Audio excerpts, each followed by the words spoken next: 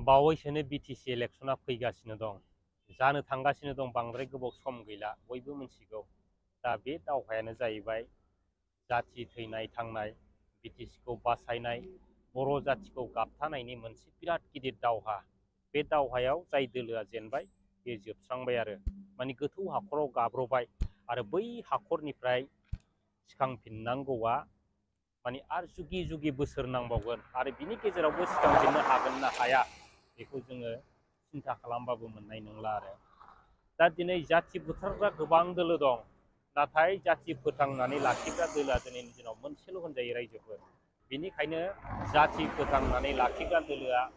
मोनसेल'खाय दिनै बिराद दुखु खस्थ'खौ सहायनांगोन, गोख्रों जानांगोन, नङाबा दावहाथिलियाव देरहानो हानांगौआ जोबोद गोब्राब जागोन रायजो राजाफोर। बिनिखायनो मेंनाय गैया, जिरायनाय गैया, उन्दुनाय गैया, खस्थ' खालामनांगोन जाथिखौ नोजोर होनानै। दा जोङो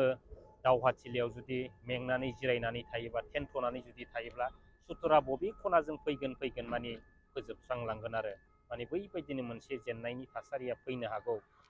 दा दिनै जाथिखौ फोथांनानै लाखिनो थाखाय, जाथिखौ रैखा खालामनो थाखाय, बिटिसिखौ रैखा खालामनायनि सार्थआव दिनै दावराव देख्रेब नार्जारि सारा गोबां बाथ्रा बुंदों। खुलुमबाय रायजो राजाफोरखौ आं बयखौबो दिनै फैगौ बिसायख'थिनि सोमोन्दै बुंनो सानदों। रायजोफोर बिटिसिनि बिसायख'थिखौ फोसावनाय जाबाय आरो बिसायख'थिया फैगौ 22 सेप्तेम्बराव जागोन बेखौ बयबो मिथिबाय। बे बिटिसि बिसायख'थिया जोंनि थाखाय जोबोद अर्थ गोनां। बेनिखायनो जों रायजो राजाफ्रा बे बिसायख'थियाव सानै हयै जों बाहागो लानांगोन। बे बिसायख'थिया जोंनि हारि दानायनि बाथ्रा दं। बे बिसायख'थिनि गेजेरजों जोङो बिटिसिनि गोहोखौ लाखिनायनि बाथ्रा दं। मानोना बिटिसिनि गोहोआ दिनै मोनफा मोनफा जोबलांगासिनो दङ। दा बेनिखायनो बे जोबलांनाय गोहोखौ लाखिनोब्ला जोंनि बे बिटिसिनि बिसायख'थियाव रायजो राजाफ्रा बयबो सानै हयै मोजां बाहागो लानांगोन आरो जोङो बिटिसिनि मोनखानाय गोहोजों जों बयबो लाखिफिननांगोन। दा बेयावनो बुंनाय जायो जोंहा बिटिसिया जोबोद माने मोजां गोहो गोनां पावारफुलमोन। बेखौ 6 सिड्युल माने भारत संबिजितनि आयेनजों बानायनाय जादों आरो बियो स्पेसियेल एरिया मोनसे एडमिनिस्ट्रेसन बे ट्राइबेलफोरनि आरो बेनो मोनसे ट्राइबेलफोरनि थाखाय रायजो बादिखा। माने ट्राइबेलफोरनि डेभेलपमेन्टनि थाखाय 6 सिड्युलखौनो दानो होनाय जायो आरो बे 6 सिड्युलनि गेजेरजोंनो ट्राइबेलफ्रा गावनि राव हारिमु जौगानायनि ओमफ्राय गावनि राजखान्थि निरापत्ता, हा हु निरापत्ता बेफोरनि बेबस्थाखौ बे 6 सिड्युलनि गेजेरजों लानो हायो, खालामनो हायो। दा बे हिसाबै जों जे 6 सिड्युल मोन्दोंमोन बे जोंनि थाखाय जोबोद मोजांमोन। बर'फ्रा बे 6 सिड्युलखौ मोननानै जोङो सानदोंमोन जे जोंनो खमसे खम बे 6 सिड्युलनि गेजेरजोंनो मोजाङै मावलांबाय थानानै जोङो अन्तत' रायजो बिनायसिम जोङो मोनसे फैनांगौ जानाय नङामोन। जोंहा बे 6 सिड्युलजों जों जुदि मावलांबाय थायोब्ला मोजाङैनो जों अन्तत' रायजो बिलायनाय फरिबेससिम जों फैनो नाङामोन। हयथ' उनाव लासैनो आफानि बे 6 सिड्युलानो बिटिसियानो आलादा रायजोनि रुप लाखागौमोन। दा जोंनो गभर्नमेन्टआ बिराद मोजां मोनसे एरेन्जमेन्ट खालामहरदों जे जोंनो 6 सिड्युलजों लोगोसे जोंनो रावखौबो 8 सिड्युल सोनानै जादों। बे माने गौरब खालामग्रा बाथ्रा। दा दिनै नर्थ इस्ट स्टेटआव गोबां रायजोफ्रानो आलादा रायजोब्लाबो बिस्रा आलादा मोनसे 8 सिड्युल हाबनाय भाषा गैया आरो गुबुन गुबुन स्टेटआवबो बिदिनो। दिनै गुबुन गुबुन स्टेटहाबो बिदिनो 8 सिड्युल हाबनाय भाषा माने मर्यादा मोनाखै। खिन्थु बर'फ्रा रायजो मोनाखैब्लाबो बे 6 सिड्युलनि गेजेरजोंनो जे जोङो बर' रावखौ 8 सिड्युल सोनो हाबाय, बे बिराद गिदिर बाथ्रा, बिराद गोग्गाथाव बाथ्रा आरो बेनिफ्राय देरसिन माने गोग्गाथावना जों जेबो थानो हाया बायदि जों मोनो। आरो बेजों लोगोसे जोंनो जानाखि 6 सिड्युल बाय 6 सिड्युलानो जोंनो थिलेबलेब मोनसे रायजो बादिखा। जोंनो गासै 3079टा गामि हरनानै जोंनि बे एरियाखौनो जोंनो सासन खालामनो थाखाय जोंनो 4 जिल्ला खालामनो हादों। क'क्राझार,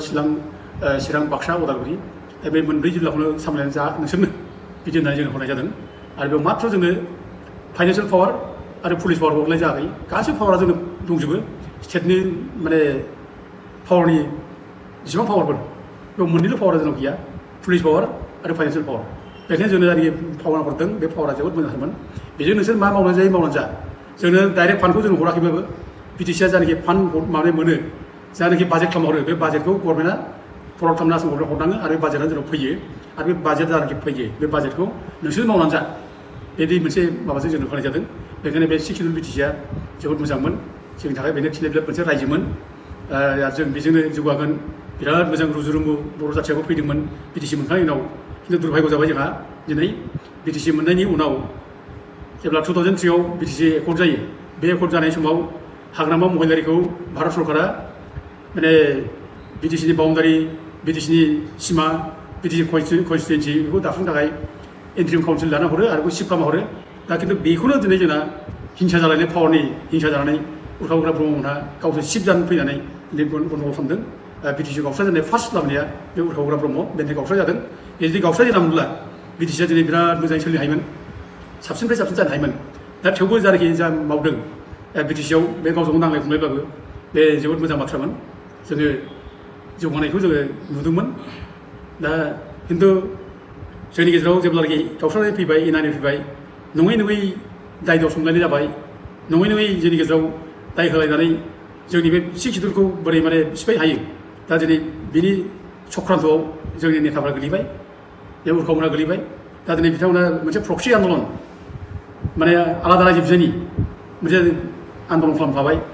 दा अबसे बिसोरनि आन्दलना आलादा रायजो नङामोन बिसोरो सिफ बोरै जानो हायो बिटिसि पावारखौ दखल खालामनो हायो बेसोमोन उर्खावग्रा ब्रह्मना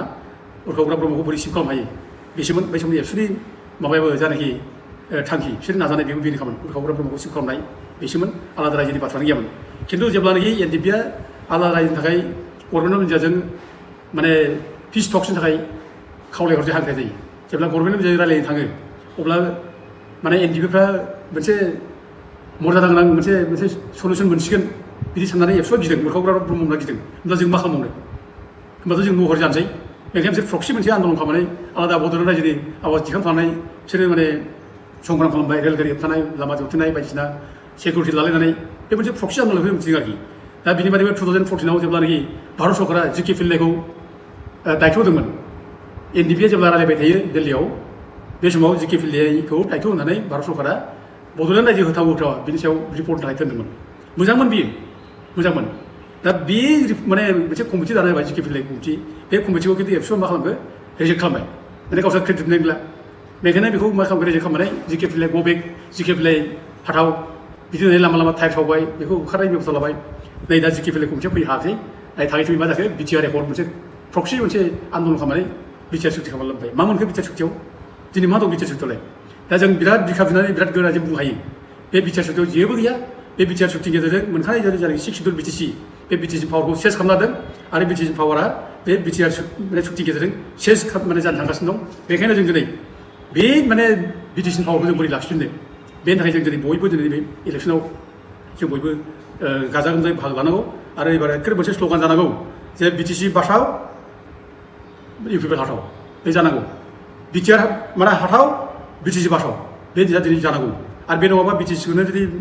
माने गुरुत्व जासे जों बिटिआरखौ जुदि इमप्लिमेन्ट खालामनो नागिरोब्ला बिटिआरखौ जुदि इमप्लिमेन्ट खालामनो थाखाय जों जुदि बयबो माने सापर्ट खालामोब्ला सेस जानोसै जों दिनै दाथ' बिटिआर मावफुंग्रा मानसिया दिनै इउपिपिएलआ दिनै नाजागासिनो दं बिटिआरखौ मावफुंनांगौ खिन्थु बिटिआर सुक्तिखौ बबेखौ मावफुंनो